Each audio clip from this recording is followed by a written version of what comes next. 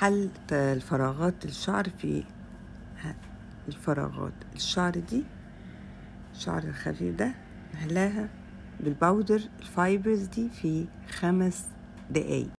لو انت عندك فرح، تصوير، مناسبة وعايزة تداري الفراغات دي، بنعملها كده، نجيب ورقة عشان ما ينزلش الباودر على الوش ونملى الفراغات بالطريقة دي، واضح؟ ونيجي على النص برضو الورق عشان الميك اب. الباودر ده لازم نفرده كده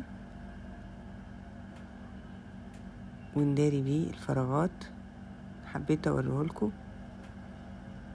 والجناب عشان برضو خلي بالك من وشك، لازم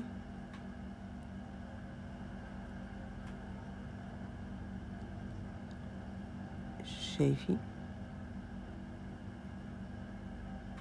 داري بيه الجناب خالص، بس لازم يتشطف بالليل، ما نسيبوش على فروة الشعر زي الميك اب بالظبط، ما نسيبوش لانه مش علاج، هو بيداري الفراغات بس. كذا ساعة المناسبة بتاعتنا، ولما نروح البيت نشطفه ونغسله عشان ما يضرش فروة الشعر.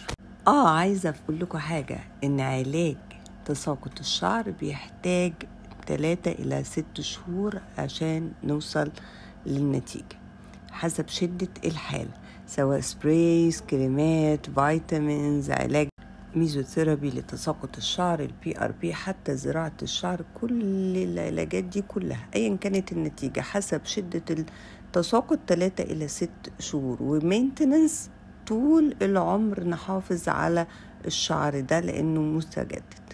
باي باي.